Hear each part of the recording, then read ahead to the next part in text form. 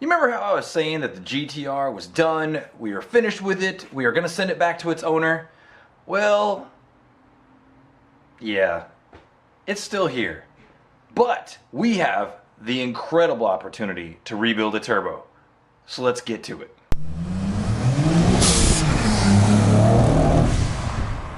All was right with the world, the GTR was done, everything was doing good. We talked a lot about the fact that the turbo was smoking, but that was something I had no idea of until it was all working properly. I was gonna go ahead and give it to the owner and see if he could go ahead and fix it, because everything else that he asked us to do was right with the world. When he got here, he loved the car, he looked it over, everything was perfect, everything was what he hoped it to be, except of course with the turbo smoking. You know, I can't blame him. It'd be a little embarrassing driving around the island with a GTR that's smoking. It was embarrassing for me driving it, and I didn't even own the car. He said, hey man, can I leave the car at your house for another week, take the turbo off, let me send it into a repair shop, I know a guy, blah blah blah. I said sure. Took the turbo off, a couple days went by, he didn't have the time to come by, he's a very busy guy. I started doing the research and I started thinking, why can't I just rebuild it?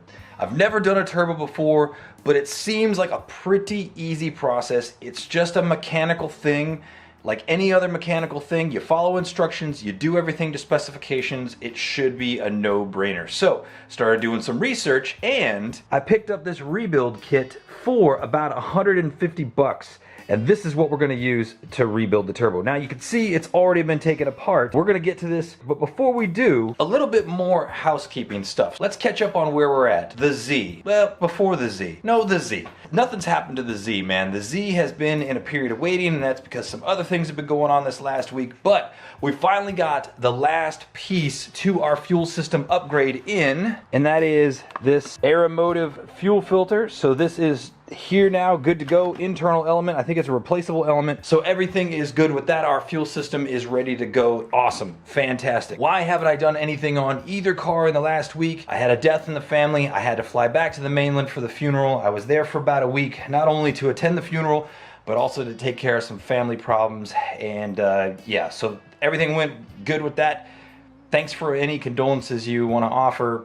I appreciate it very much from the bottom of my heart. Then yesterday, you've probably seen on the news, no matter where you live in the world, Hawaii had an imminent danger threat of an incoming ballistic missile. This is not a drill. And I think it was 8:08 in the morning. My family and I were huddled in the laundry room of our house, basically ready to die. No exaggeration. With the state of the world, with the state of things going on, with just everything that you hear about threats of nuclear garbage in the world, being here in Hawaii, we're pretty close to the danger, and we didn't take that as a joke. We didn't take it as an oops. We didn't take it as a mistake. We took it as legit. Obviously, I'm still here. Obviously, nothing came about it, but I had an overwhelming peace about me to be able to be with every member of my family if that was the last moments of our life together. So it was an interesting day yesterday. Interesting day. So that's all done. Now we got time to be in the garage. We're gonna rebuild a turbo. Let's check out what's inside this rebuild kit, and let's just start knocking it out, man. And before I go any further with that, I actually have one more admin note.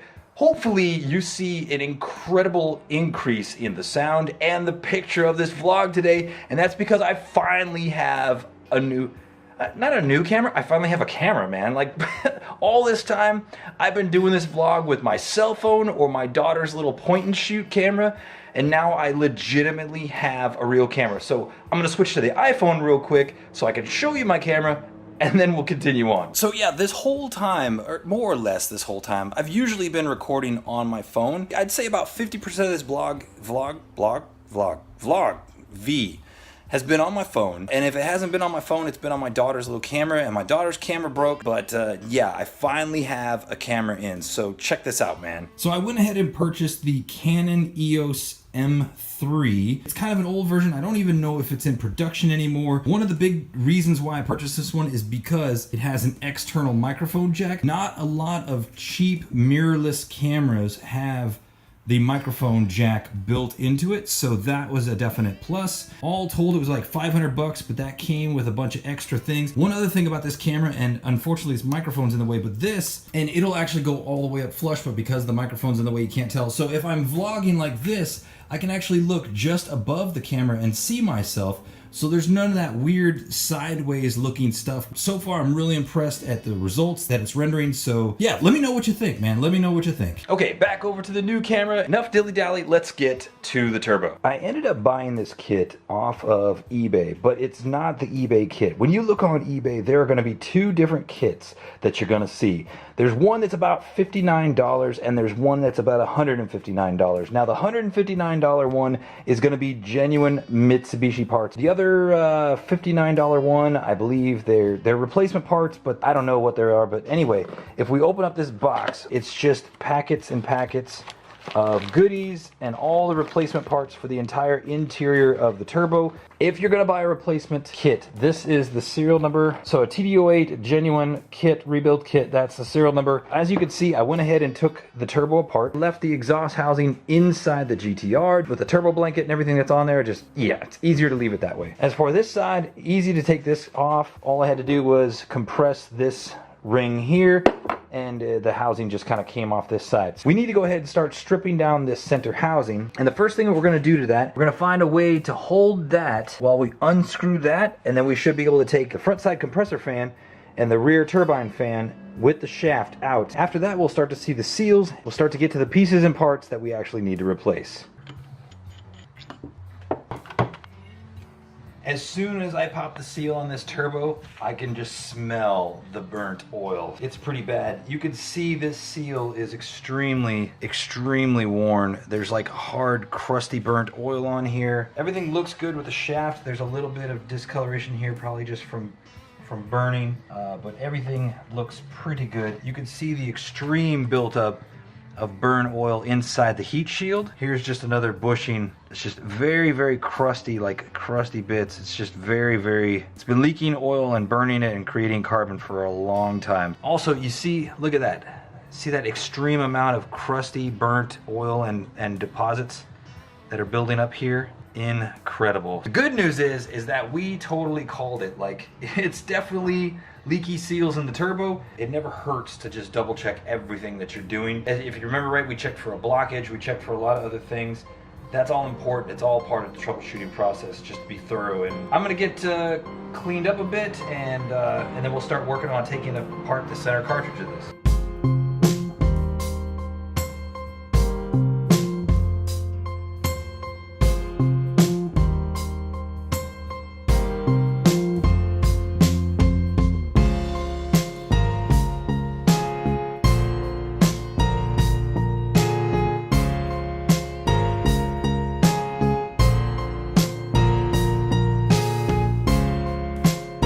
Boys and girls, that is about as far as is needed to go, man. It was just these little group of parts.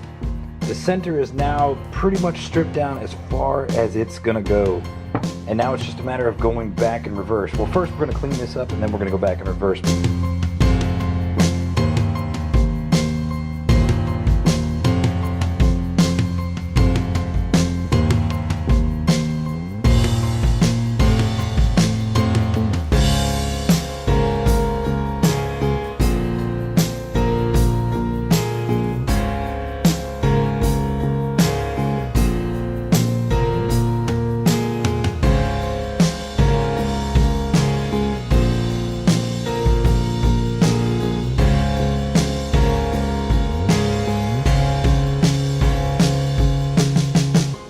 You just saw me put it all completely together.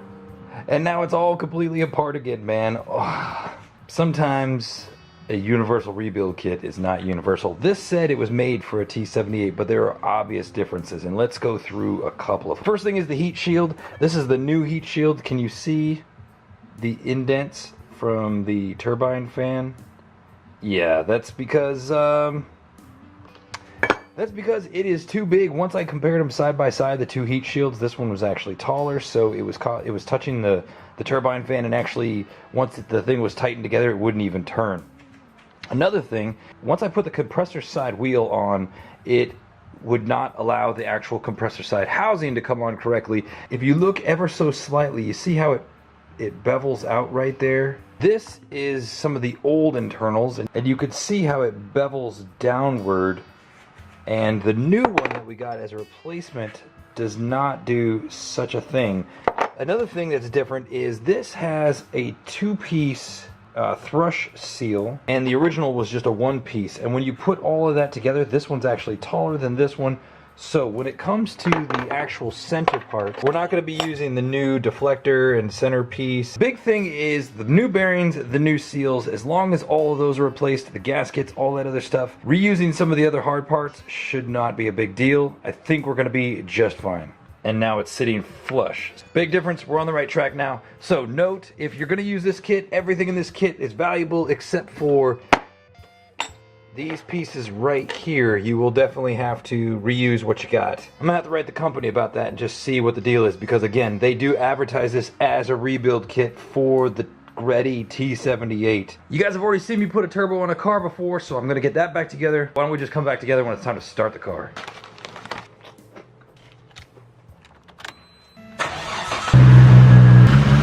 Well, minor setback. So when I was putting the turbo all back together, I was doing the feed line, and ever so slightly I felt a slip in the bolt when I was tightening it. I was really praying it wasn't the threads, hopefully just the bolt. But then when I started the car up, like you just saw, there was some oil leakage, and I thought, crap. And when I started taking the bolt back apart, guess what? Yeah, it's in 2 pieces. So I just spent the better part of a couple hours running all over town trying to find a replacement, and to no avail. You know what I'm gonna do? I'm gonna eat some chips, and I'll see you in the morning. All right, next day. It's been a busy morning. Like, shops opened up probably around, I don't know, 6:45. I was out on the prowl for that banjo bolt. Finally found a hydraulic shop that had one. So the good news is that the new banjo bolt is in place. And at first I had a little bit of extra oil leaking up here. It turned out that this little fitting right here could have been tighter, let's put it that way. But everything's tight, everything's good up here. Went for a drive, everything felt good. The turbo was boosting like a freaking beast. So the whole rebuild process was super successful, which is awesome. However, it was still smoking, and I've been doing some investigation, and I think I found the problem. It's really, really hard to see. Right there is the oil return line, and you see that ever so bit of moistness. The oil drain gasket looks like it's gone kaput. Should have changed that out in the first place, but yeah, gonna change it out now, and I think we're gonna be 100%. Definitely one of those moments I slapped my forehead, man. I just pulled this off, and look, that's it. That is all the gasket that was on this whatsoever. Just a little slim, I mean, nothing. There was nothing. Should have done this while we had it out for the rebuild. Doing it now. Let's get this freaking thing out of my garage. Car's all back together. Everything should be good to go now. Gonna let everything cure just for a little bit longer, and then going for a ride. Fingers crossed, everything's fine. I have no doubt, but if this doesn't fix it, then there's something wrong with this engine. That's all there is to it. I would like to take a moment to talk about how sometimes life gives you little impromptu life lessons. Sometimes there's a problem. You can't see the problem, but you know there's a problem, and so you try all these things, and you solve other problems trying to solve the problem, and you still don't solve the problem. Just went for a ride. There is no indication of oil leakage. It's still smoking like crazy. And then I thought, you know what, let me look at the turbo blanket. So I think this is the problem. There were a lot of other problems, and we fixed those, but I think this is the problem. So if you look at the blanket, you can see right here perfectly on camera, it's obviously very oil soaked. This is the area that's down at the bottom of it. Now, I had to destroy this to get it out, and I'll show you why in just a second, but that's also a bottom part. Yeah, very, very saturated with oil. This would have been down where the oil drain was. So I'm thinking that this soaked up so much oil that now it's just like a big diaper, and it's just burning and burning and burning, non-stop burning. So if we look, you could see just how close it is right there. So yeah, that's kind of why it ended up getting shredded, being taken off. In order to put a new one on, we'll have to actually take this valve cover off. Now, I want to do another drive, but I'm very nervous now about melting the freaking hood. Or maybe I could take the hood off and go for a drive without it. I just need to test a little bit more. Think we've arrived. And again, not only did we solve the problem, we solved the problems. Because you saw that the turbo was garbage. Maybe it wasn't the turbo causing all the issues all along. Maybe it was that downspout, but the upspout was problem, and yeah, we just fixed everything all in one go. And in the process, learned how to rebuild a turbo and just really saw that it's not that difficult whatsoever.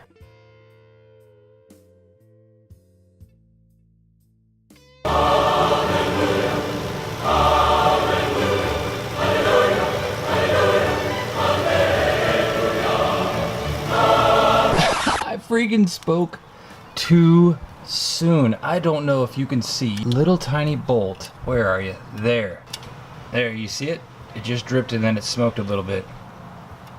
Yep, right there. So that means it's coming from where the centerpiece meets the turbine housing. That would indicate that it's still leaking out of the back of the turbine side of the center, underneath that dust shield. I mean, we just put all brand new components in there. I don't know, guys. I don't know. At this point, I either take it apart and try to see what wasn't done correct, which I know it was all done correct. I know it's all rebuilt correctly. I use genuine parts. I put it all together the way it's supposed to be. If it's not sealing in the back and the oil is still coming out, I don't know. I don't know if maybe the turbo is just worn out. It's not within specs. It's not round anymore. It's just maybe there's not a good seal happening with those new components. Don't know. I hate feeling defeated like this, man, but so it's either rebuild it again, which I don't doubt the work I did. I mean, the turbo's boosting freaking hard. It's working fine. Everything is put back together exactly right. Or recommend he buys a new turbo. It sucks. Okay, well, I'll tell you what, guys. If anything, I mean, my main goal for this particular episode was to learn how to rebuild a turbo. First time I ever did it, feel pretty good about it. I mean, I told him, hey, I've never done it before, but I'm willing to try. I'm willing to figure it out. I think I figured it out. Everything went back together exactly the way it was. Maybe he takes it to a professional and they actually put it on tools and measurements and all that other stuff, and you know, down to the micrometers, and figure out exactly what they can do about it. I think for the scope of a garage mechanic, I think we've done everything we can do on this car, guys. It really sucks to not be able to hand this back to him perfect, but sometimes when you get something that's just so far out of whack to begin with, sometimes you just can't get back to perfect. So, I don't know. Don't know. Anyway, I have to move this GTR along, dude. I have to move it along, and unfortunately, I'm not moving it along on a super awesome victory dance, but it's got to go, man. It's got to move on because we have other things we need to get done. I need to get my car up and running. I need to get some things done back to my car, and for very good reason, I need to get my car driving again. We need to get it back on the road. And I also have another guy I met on island that's bringing his Z to the TueZday garage for 120K service, which that should be pretty cool. There's probably a billion YouTube videos out there about doing timing belt service on a Z. I probably won't cover too much of that. You know, maybe it's a blurb in the next thing. But in the meantime, guys, I need to get focused on the Z. The next thing we're doing is fuel system upgrade. Here's what I'm gonna do in the meantime, guys, is I'm gonna go ahead and tear out all the old stuff, all the old lines back to the tank, get everything prepped. Already the rail and injector's out. Now I'm just gonna get all the hard lines out and get everything ready. Everything's over there on the shelf, and the next time we're together, guys, the next time, we're gonna start working on this fuel system because it's gonna be awesome, and it's gonna lay the foundation and the groundwork for really awesome things to come. So stay tuned. I hope you learned something on this GTR. So many successes throughout the process. Thanks again for tuning in. Stay tuned for the next TueZday Garage where we're back on the RBZ. I'll see you later. Ciao a tutti and aloha. Bye-bye. So a really quick update. One of the most important things of this entire process just happened. No more GTR, man. The owner came, he got it, talked him through everything. He's happy with it, he's accepted it, he's gonna move on. And part of that just comes with the fact that, you know, he knows where he got it from, he knows the origin, he knows it's used, he knows it used to be a drag car, he knows that it's gotta inherently have some problems that may not be repairable. So I think he's got a plan. I think he knows what to do. The fact of the matter is that he's happy. Car's gone. Satisfied customer. Awesome project that you and I got to do together. And it really got my appetite going for a GTR. So stay tuned. But we'll be back next time with a Z.